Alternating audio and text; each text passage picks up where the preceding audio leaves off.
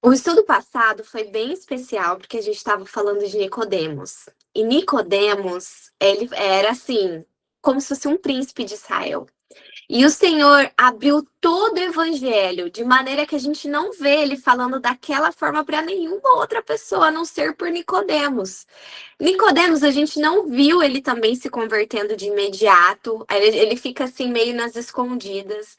A próxima vez que a gente vai ver Nicodemos nas escrituras vai ser depois que Jesus morre na cruz, e aí você vê ele cuidando, né, do corpo de Jesus, mas aí você vai ver ele tendo uma fé prática, né? Agora ele está se expondo, ele mostra a sua conexão com Jesus ali. Então nós vemos agora, a gente não tem um verso assim, e Nicodemo se converteu, entregou a sua vida a Jesus.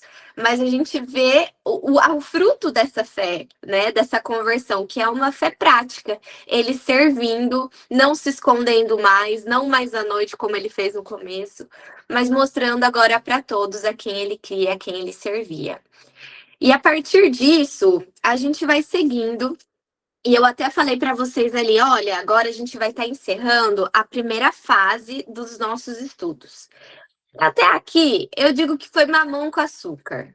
Todo mundo concorda, tá tudo certo. Assim, já ouviu vários e vários pregações e sermões sobre essas histórias. E até os outros que a gente vai continuar, na verdade, vocês já devem ter ouvido mais de uma vez. Mas aqui, a partir do próximo estudo, eu vou trazer algumas coisas para fazer vocês refletirem mesmo.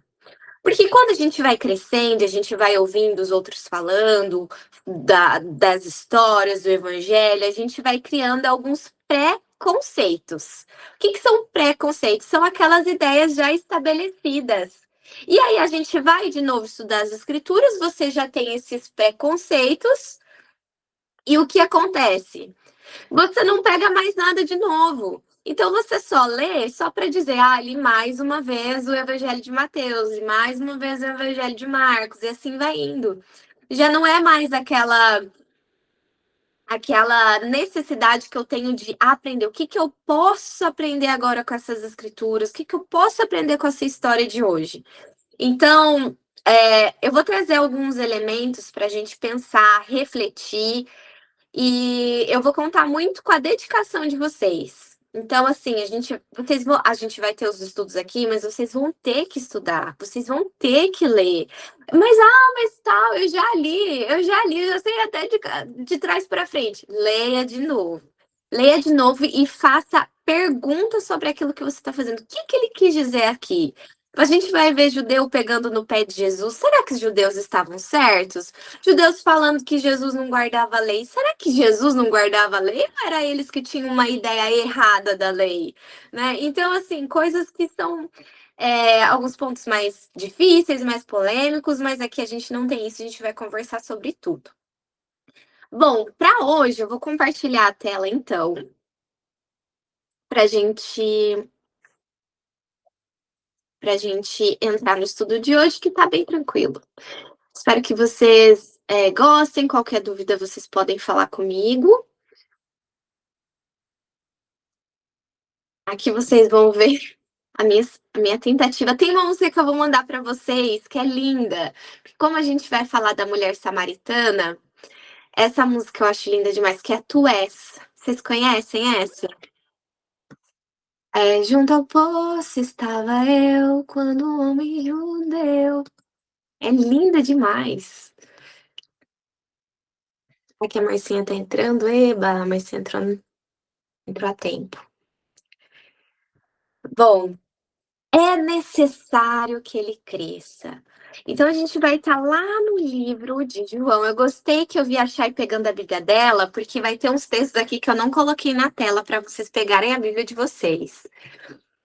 A palavra de Deus, então, vai nos contar que tinha João, lembra? A gente falou sobre João, a gente falou do ministério dele, a gente falou como que as pessoas estavam chegando, né, para entender o que estava acontecendo, para ouvir da mensagem do Messias, né? Olha, ia vir um cordeiro, olha, se arrependam, porque o reino de Deus está próximo. Então a gente viu o povo interessado na mensagem. Só que qual que era o papel dele, gente? O papel de João Batista era apenas preparar o caminho. O papel de João Batista não era o papel de Messias. Vocês estão entendendo? E aqui eh, a gente vai ver o que, que vai acontecer a partir do momento que Jesus aparece na cena. Então ele tá ali, prepara o caminho, as pessoas estão vindo, as pessoas estão se convertendo, as pessoas estão se batizando, e agora chega o Messias. Uau! O que, que acontece com os seguidores de João Batista?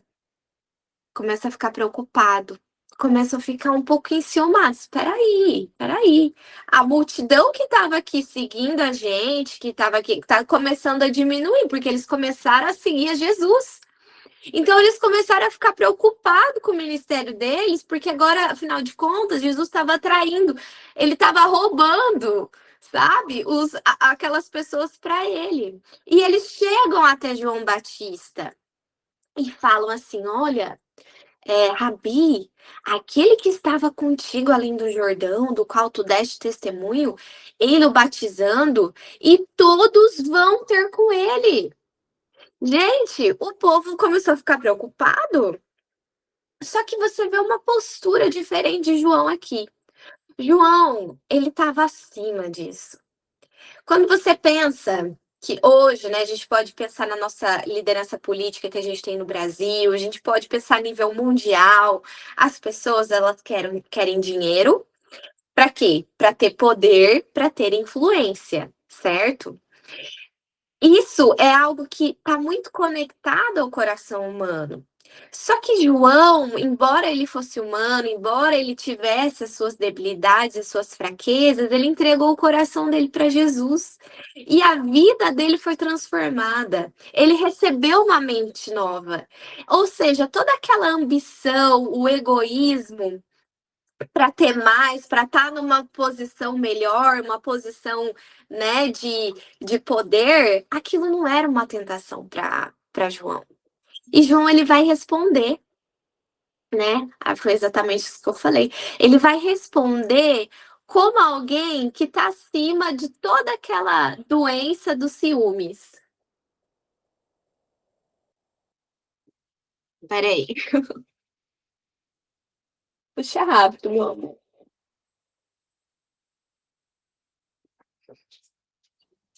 Eu tô que nem aquelas entrevistas da época da pandemia, que a pessoa tava falando e daí vinha a criança assim abaixada no cantinho pegar alguma coisa. Sempre meu marido.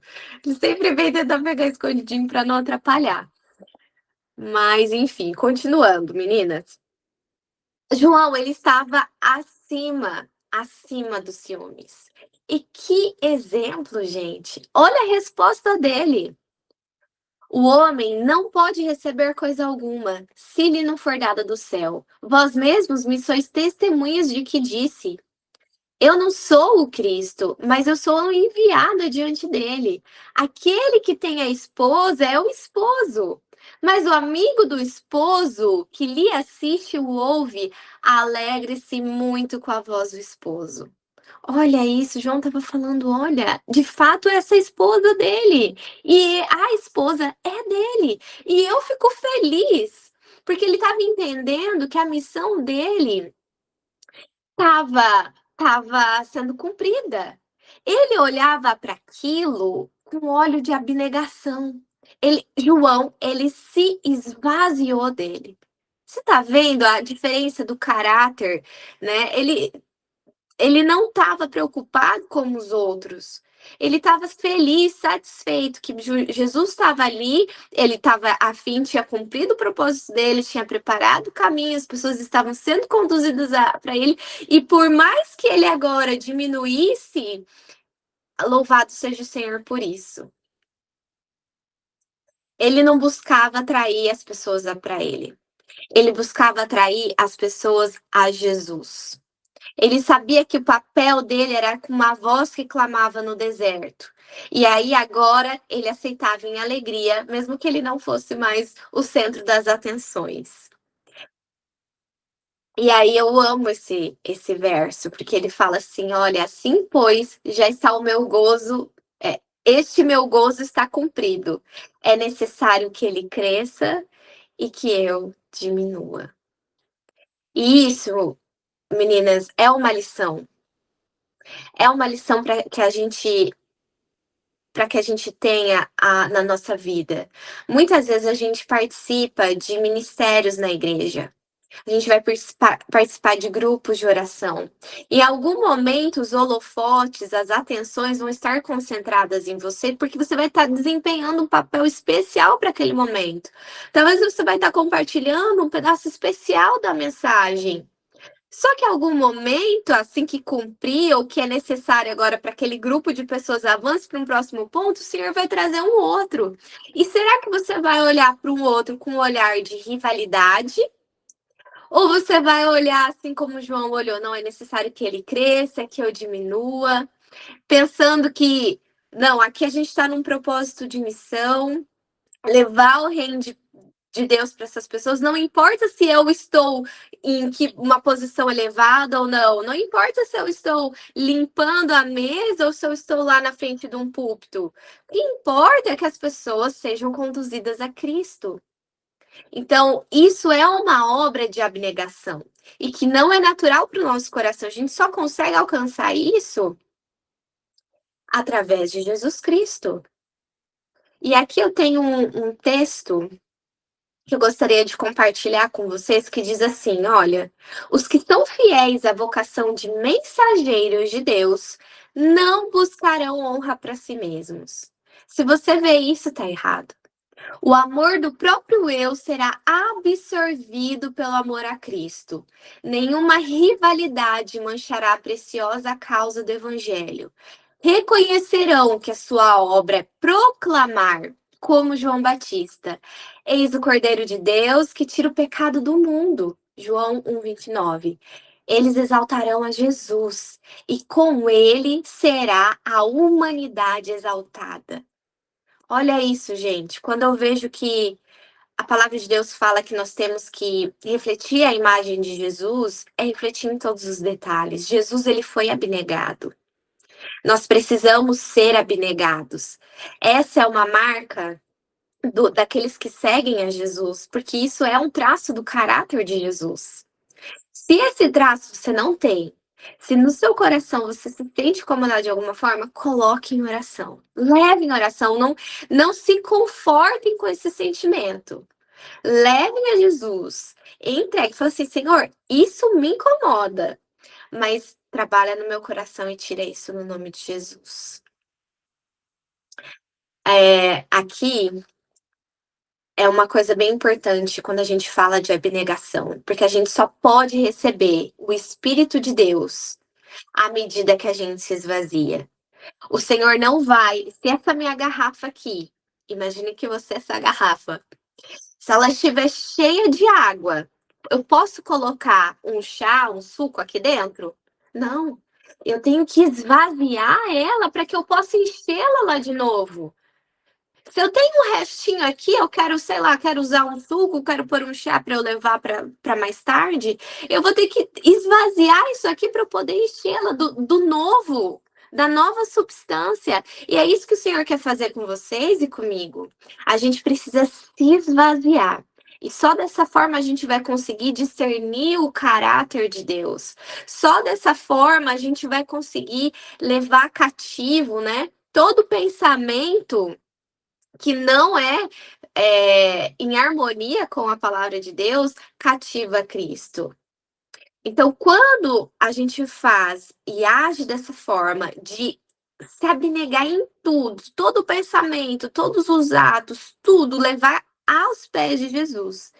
Então, aí sim, a gente vai ver o derramamento do Espírito Santo sem medida.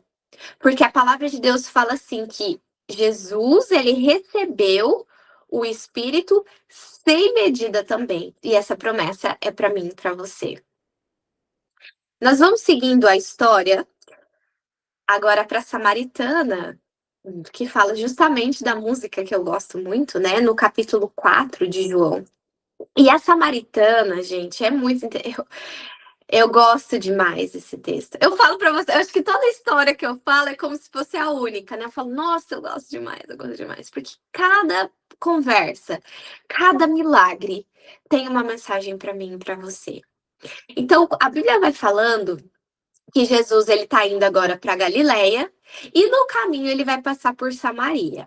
Só que tem uma questão: os samaritanos eram um povo que os judeus não gostavam muito, então eles até faziam algumas negociações com esse povo, mas não era possível pedir algum favor, ter alguma conversa, alguma intimidade. Era negócio, negócio, o resto era parte, entende?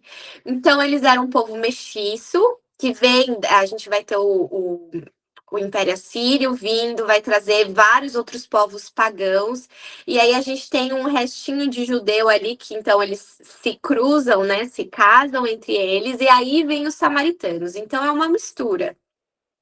Eles tinham a fé baseada no Pentateuco, porque o que que acontecia? A nação judaica atribuía toda a glória da segunda vinda de Jesus para o primeiro advento do Messias, entende? E os samaritanos não concordavam muito com isso. Então, algumas profecias, né, de outros profetas ali, eles acabavam deixando de lado por conta disso. Eles também entendiam que o culto devia ser no Monte Gerizim, e enfim, eles eram rejeitados pelos judeus. Eram assim: você não pode falar com o samaritano, entende? A gente vai ver muitas dessas barreiras culturais ali na pregação do evangelho e como o Senhor vai derrubando todas elas para que a mensagem de fato avançasse. Eles entendiam, sim, que haveria um Messias que viria. Eles entendiam que esse Messias não era só para os judeus, eles entendiam que esse Messias era para todo mundo, então eles tinham essa expectativa, sabe? Então aí a gente vai ver, só para contextualizar, por que que toda aquela espanto ao ver Jesus falando com a samaritana. Então a gente vai agora para a Bíblia, pegue a Bíblia de vocês. E aí nós vamos ver ali a partir do capítulo 7 até o 24. A gente vai avançando mais rapidinho ali nos diálogos, tá bem? Então a gente vai ver que Jesus ele vai para Galiléia, Jesus está com fome, está cansado, ele senta à beira do poço, os discípulos vão pegar comida, vão pegar as coisas. Jesus não tinha com que pegar água, então ele fica esperando ali até alguém aparecer, tá bem? Bom, vamos lá. Então aqui ele fica esperando até alguém aparecer. Aparece então ao meio-dia, né? Era quase meio-dia. Vindo uma mulher samaritana, tô no verso 7, tá, meninas? Tirar água, Jesus lhe disse: "Dá-me de beber". E eu acho interessante essa abordagem que Jesus faz, porque talvez se ele fosse oferecer algo para ela, para tentar acessar o coração dela, ia recusar por conta dessa disputa e intriga entre judeus e samaritanos. Só que quando ele pede, ele demonstra confiança, e a confiança desperta confiança. Isso é uma coisa muito importante, confiança desperta confiança. E a gente vai ver como que o Senhor vai abrindo o coração dela. Aí a mulher samaritana vai dizendo, no verso 9 agora: "Como sendo tu judeus, me pedes para beber, me pedes de beber a mim, que sou mulher samaritana? Pois os judeus não se dão bem com os samaritanos." Verso 10: Respondeu-lhe Jesus: Se conheceres o dom de Deus, e quem é que te pede, dá-me de beber, tu lhe dirias e lhe daria, tu lhe pedirias e lhe daria água viva. Disse a mulher: Senhor, tu não tens com que tirá-la, e o poço é fundo. Onde que tens a água viva? És tu maior do que o nosso pai Jacó, que nos deu o poço, do qual ele próprio bebeu, bem como seus filhos e o seu gado? Respondeu então Jesus: Todo aquele que beber desta água tornará a ter sede, mas aquele que beber da água que eu lhe der nunca mais terá sede.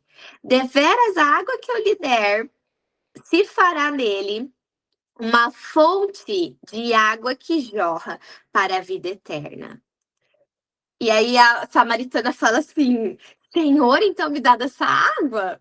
Me dá dessa água para que eu não tenha mais sede, eu não precisa ficar voltando aqui para tirá-la. E aí, Jesus muda o tom da conversa. Então ela fica interessada por essa água. E Jesus, bum, muda. Qual que é a próxima frase dele? Vai, chama o teu marido e volte aqui. Aí ela diz: Eu não tenho marido. E Jesus fala: É verdade, você não tem marido. Porque já tivesse 5 maridos e o que tem agora não é teu marido. Isso disseste com verdade. Gente, imagine, você tem um segredo guardado que você se envergonha. Imagina, você tem, não é teu marido, para começo de conversa. Mas aquela mulher, pela forma que Jesus fala com ela não, ela não sente, ela não se sente atacada, condenada. Jesus ele vai conduzindo uma forma de de um jeito que toca o coração dela para abrir. E é engraçado que ela responde assim: "Vejo que és profeta". Vejo que é profeta", só que ela já a convicção do Espírito Santo toca o coração dela, mas ela também já muda de assunto, assim: vejo que é profeta". Mudando de assunto, daí ela volta para a disputa dos judeus e samaritanos. Ou seja, ela tenta desconversar, como a gente diz, né. Nossos pais adoraram neste monte, mas vós, os judeus, dizeis que é em Jerusalém o lugar onde que se deve adorar, né? Então, eles falam assim, não, é o Monte Gerizim. Eles, não, é em Jerusalém. E Jesus então vai responder para ela: mulher, creme, a hora vem, que nem neste monte, nem em Jerusalém adorareis o Pai.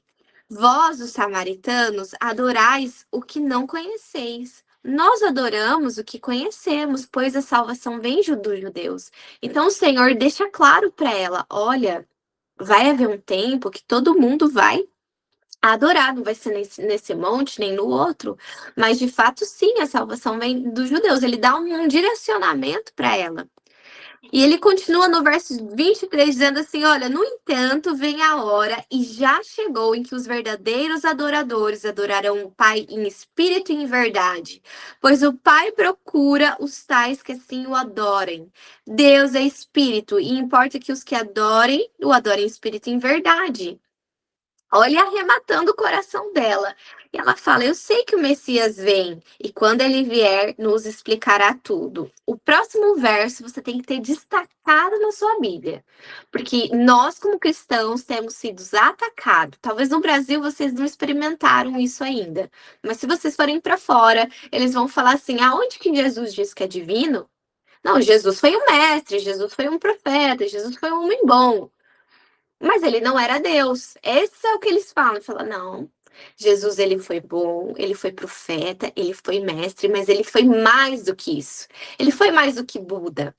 Ele foi mais do que Maomé, porque ele declarou seu próprio Deus. Então aqui a gente ele fala eu o sou, eu que falo contigo. Aqui ele declara sua missão de Messias, de redentor. Então, naquele momento, chegam os discípulos e se maravilham com ele falando com a mulher. Mas ninguém perguntou, por que você está falando com ela, né? Eles ficam observando aquela cena. O que que acontece? A mulher deixa o cântaro, quando ela escuta Jesus falando assim, eu sou eu que falo contigo. Imagina como é que foi aquilo para o coração dela, para a mente dela, que ela deixa o cântaro. Ela tinha ido lá para fazer o quê? Pegar água. Jesus pede água, ela não dá água nem para Jesus, ela não pega a água dela, ela deixa o cântaro dela. Você tá vendo? A mente dela se encheu daquela mensagem.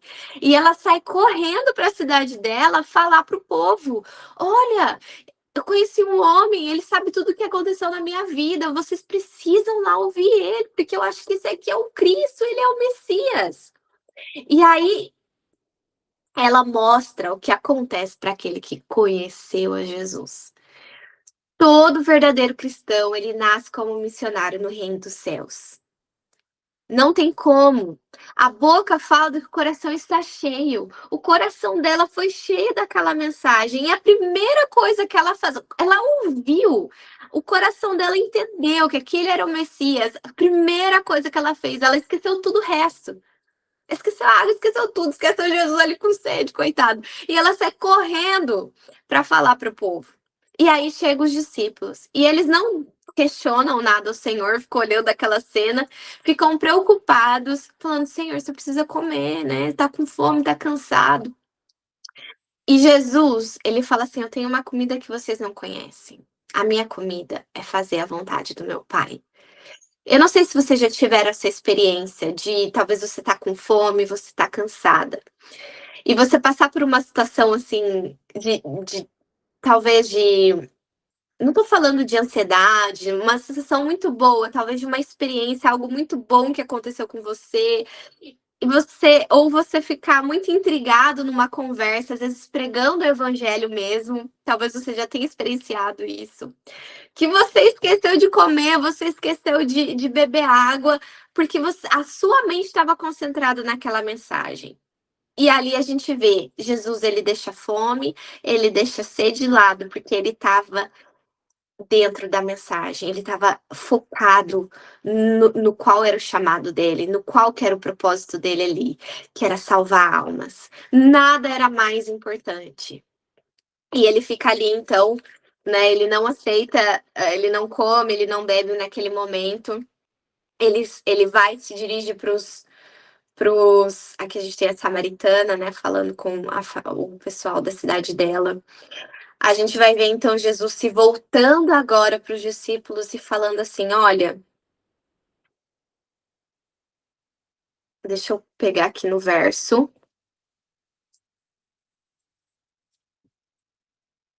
Ele vai estar no verso 34, que eu vou falar da minha comida, tá?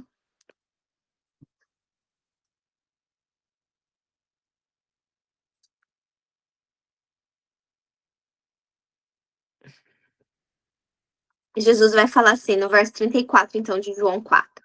A minha comida é fazer verso 34 do capítulo 4. A minha comida é fazer a vontade daquele que me enviou a realizar a sua obra. Não dizeis, ainda há 4 meses para a colheita? Eu vos digo, ou seja, ele estava olhando para a colheita. Talvez a colheita de trigo, a plantação que estava ali próxima, e talvez eles tivessem conversado assim: olha, ainda falta 4 meses. E o Senhor, ele usa daquilo para falar assim: olha, erguei os vossos olhos e vede os campos, que já estão brancos para a colheita. O que colhe recebe desde já o seu salário, desde já ceifa o fruto para a vida eterna, e assim se regozijam, tanto o semeador como o que colhe. Pois é verdadeiro ditado: um é o semeador e o outro é o que colhe. Eu vos enviei a colher onde não plantastes. Outros trabalharam e vós usufruístes do seu trabalho. Então, muitos samaritanos daquela cidade creram nele por causa do testemunho da mulher, e disse-me tudo o que tenho feito. Aproximando-se dele, os samaritanos rogaram-lhe que permanecesse com ele e ficou ali 2 dias. Então, o que que acontece? Quando ele está falando com os discípulos sobre a plantação, ele fala: falta 4 meses ainda, erguei os vossos olhos e veem que já está pronto. Gente, o que estava pronto? O povo que ela estava trazendo da cidade, aqueles samaritanos, aquele povo rejeitado, aquele povo que era considerado idólatra, porque eles tinham isso, a adoração de imagens e outras coisas mais. Depois vocês podem pesquisar. Aquele povo rejeitado, só de ouvir falar, eles vêm prontos para receber a mensagem. O Senhor fala, eles estão prontos para a colheita. E aqui ele deixa uma lição. Eu até falei com a Lari no começo sobre isso, porque a pregação do evangelho é assim. Você pode pregar a sementinha hoje, mas talvez não vai você que vai ver ela sendo colhida. Você pode falar para uma pessoa hoje, pode ser que ela não renda a vida dela agora, pode ser que uma verdade que você falou para ela hoje ela ainda não entenda, mas daqui a alguns anos, com o trabalhar do Espírito Santo, outras pessoas sendo postas no lugar. Lembra que eu falei também do João Batista? Ele cumpriu a obra dele, o papel dele, agora vem outro que vai trabalhar mais um pouquinho até que aquela vida seja completamente entregue. Então, a outra vai colher, assim como talvez para você, você vai conhecer uma pessoa que você vai estar colher, você vai ver essa pessoa se batizando, mas a obra não foi toda feita por você. No sentido de dar estudo, de orientar tudo. Alguém já começou a pregar para aquela pessoa há um tempão atrás, anos atrás. Então, assim, não fiquem tristes se vocês não verem o resultado hoje. No céu a gente vai ter muitas surpresas, infinitas surpresas. A gente vai chegar lá, talvez uma pessoa vai falar assim: "Você lembra um livrinho que você me deu? Você lembra aquele verso que você me deu?" Esses dias eu estava falando com uma família que o esposo estava afastado da igreja e recentemente ele voltou. Sabe o que tocou no coração dele? Ele viu um vídeo. A gente tem o costume de fazer um culto de pôr do sol, que é a gente faz pedidos de agradecimento, se reúne com família, às vezes amigos. É uma delícia, gente, todo pôr do sol de sexta-feira. E tinha um pequeno grupo, né, então, de amigos que estavam fazendo então esse culto de pôr do sol e ele viu o pessoal se cumprimentando. Não foi música, não foi sermão, ele viu o pessoal se cumprimentando. E naquele vídeo ele teve o desejo de voltar. Entende? Então o trabalho estava sendo feito ali, com aquele vídeo ele foi colhido, para honra e glória do Senhor. Amém? Gente, cada história, a gente poderia ir tão a fundo, tem tantas verdades lindas para a gente refletir, tantas lições. Eu gosto de refletir a forma que Jesus trata com o coração das pessoas, sabe? A forma que Jesus ele lida. Aquela mulher ali, ela tinha tido 5 maridos, estava com um agora que nem era marido dela, mas como que Jesus ele olhou para ela?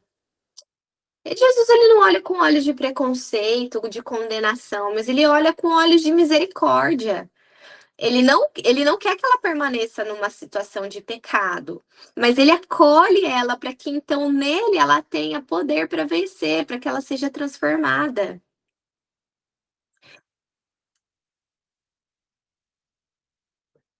Aqui,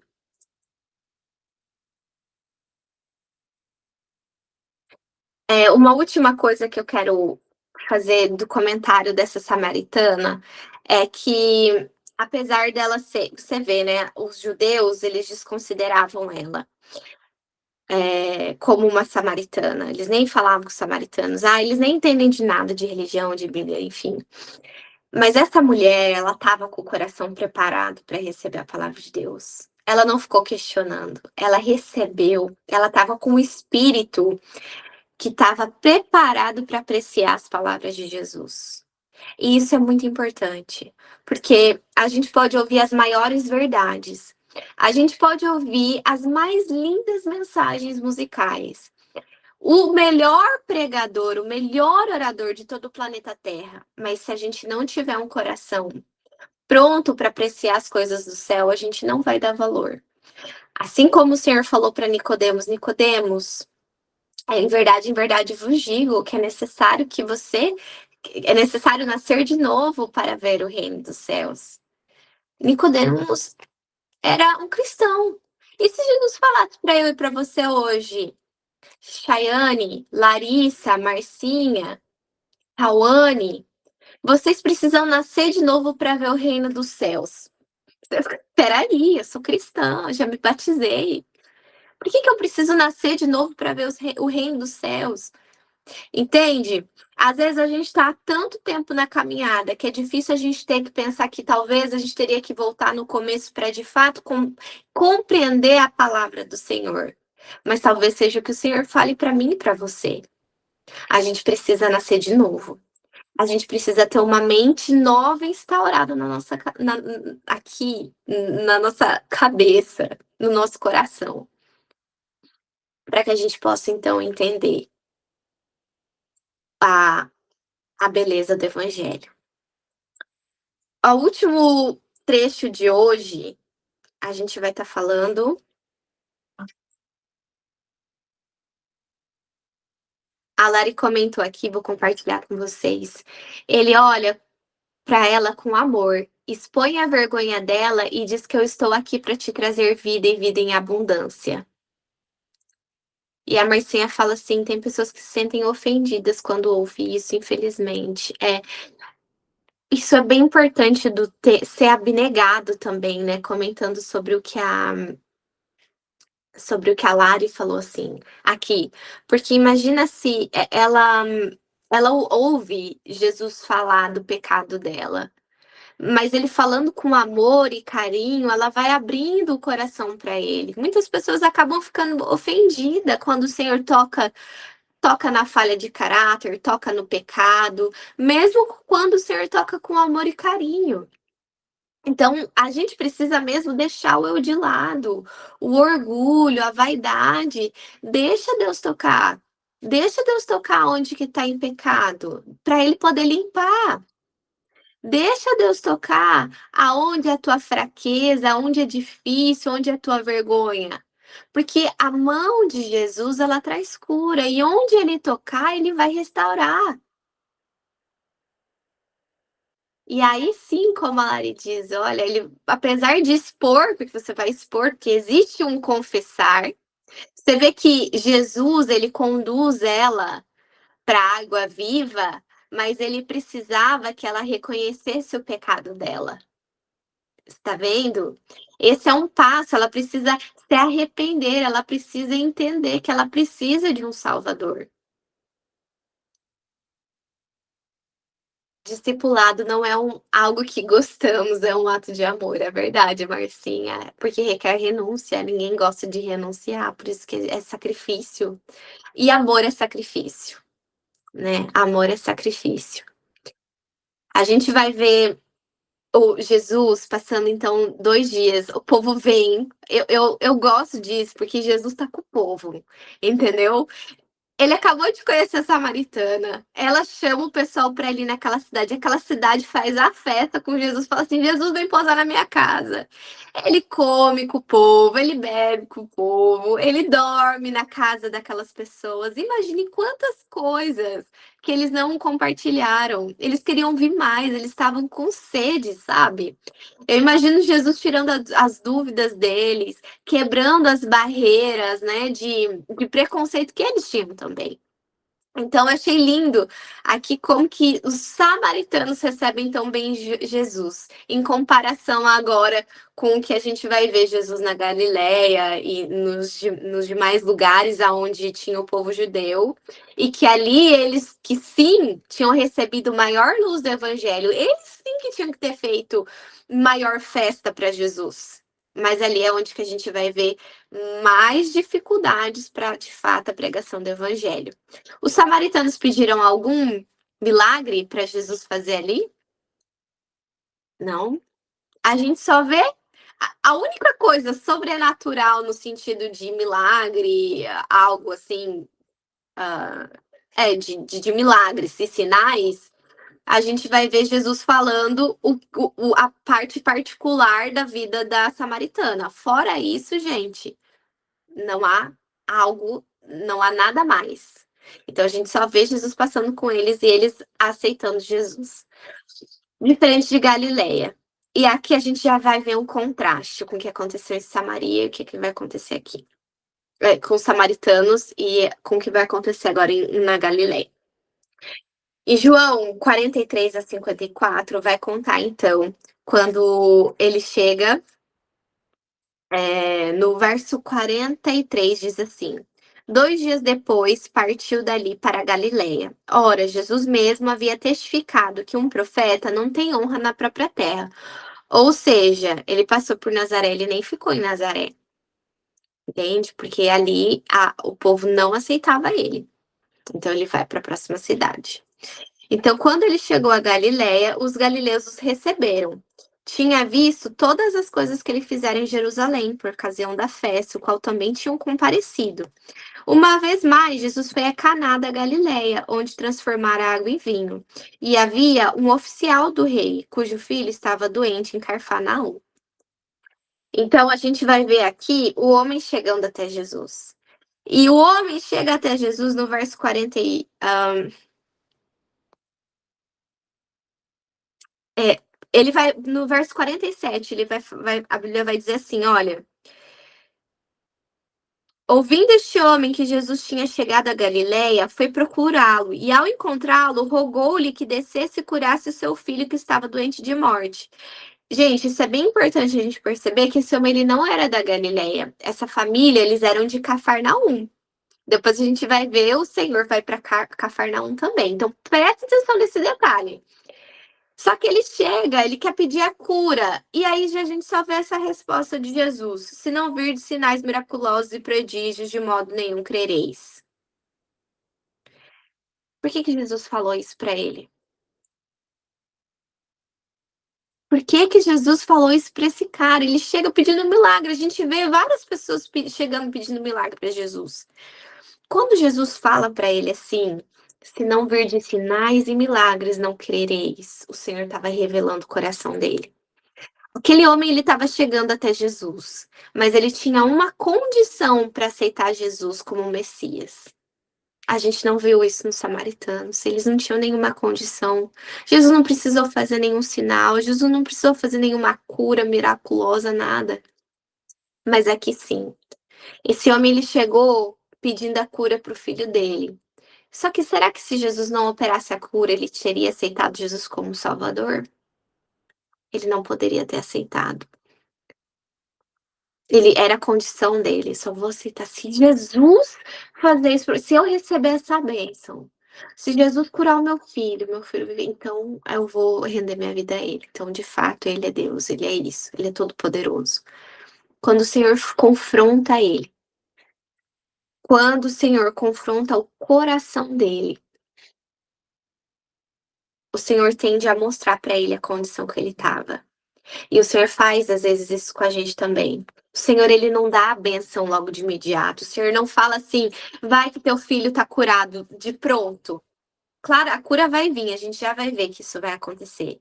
Mas não num primeiro momento. Por quê? Porque ele não estava pronto para receber.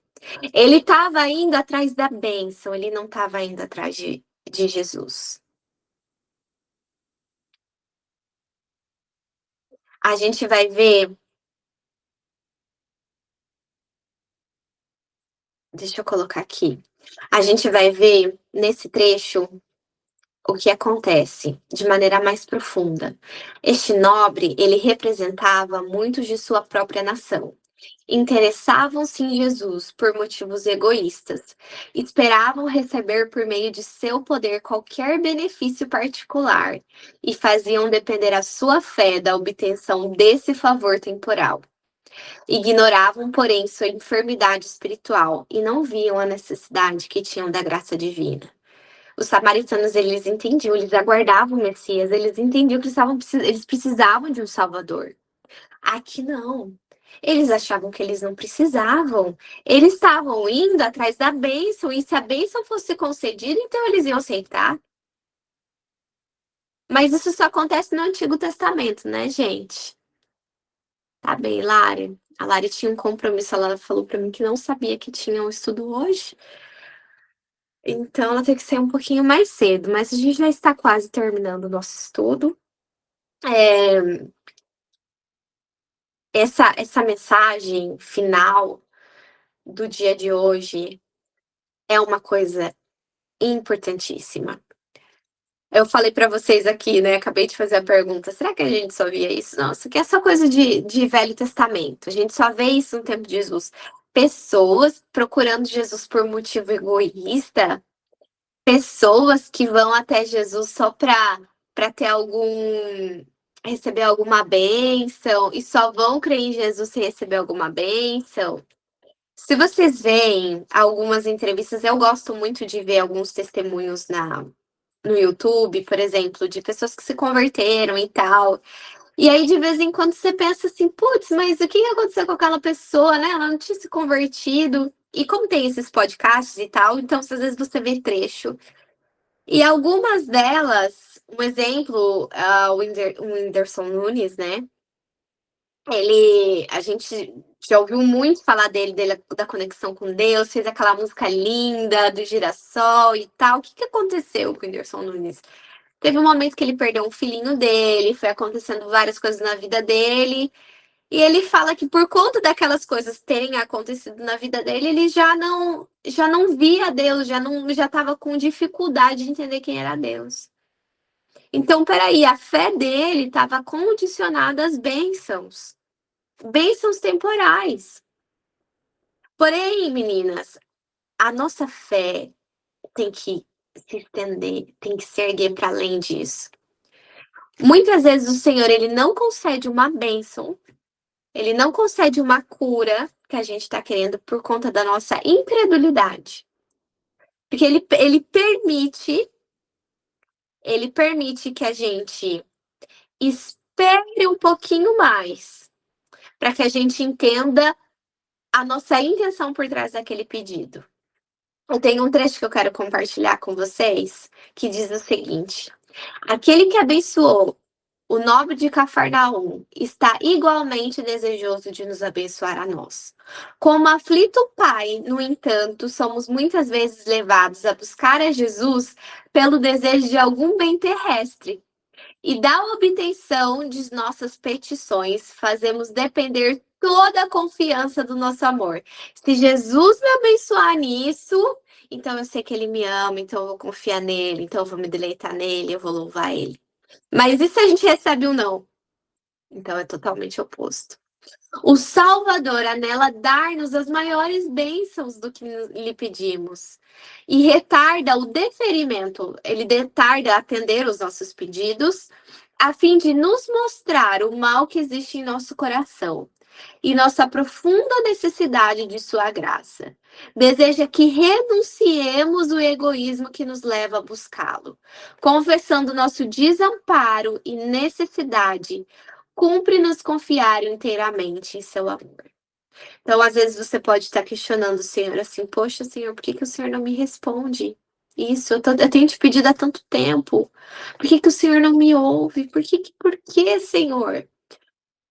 Não deixe o seu coração duvidar do caráter de Deus. Eu sempre me demoro aqui em algumas lições, porque eu gosto de falar muito do caráter de Deus. É um dos temas meus que são preferidos. Eu penso que a gente tem que desenvolver uma fé assim como a de Jó. Jó perdeu tudo. Ele perdeu a família, ele foi debochado, perdeu todos os bens, a saúde dele foi completamente tocada. Eu não digo completamente porque ele se manteve vivo, mas tudo foi tirado dele. Qual foi a resposta de Jó? Ainda que ele me mate, nele esperarei. Essa tem que ser a nossa fé. O Senhor precisa purificar o nosso coração, a nossa mente. E por mais que ele é um pai que quer dar um presente para você, por mais que ele quer te dar, conceder, ele quer te mimar. Eu falo que ele é um Deus que mima, ele é um pai que mima os seus filhos. Por mais que ele quer muito fazer isso, às vezes ele não faz porque ele te ama. Porque há algo no seu coração ainda que precisa ser trabalhado. Então, se alguma oração sua não foi respondida, um pedido que é bom não foi respondido, volte um pouquinho atrás, em espírito de oração. Fala assim: Senhor, o que está no meu coração? Revela o egoísmo do meu coração, Pai, para que eu possa confessá-lo a Ti, para que o Senhor possa tirar esse coração de pedra e dar um coração de carne. A verdade é que aquele nobre, ele queria que a oração dele fosse respondida antes que ele cresce. Mas ele teve que primeiro aceitar a palavra de Jesus para que o seu pedido fosse respondido. Só depois disso, então, que a bênção foi concedida. Então, a gente vai ver agora. Depois, gente, olha isso. Só porque Jesus falou assim: se não vir de sinais miraculosos e prodígios, de modo nenhum crereis. Todo esse conflito estava no coração daquele homem. Quando o Senhor fala aquilo para ele, ele entende com quem que ele está falando. Ele crê em quem ele está falando. Tanto que agora você vê um pedido desesperado para Jesus.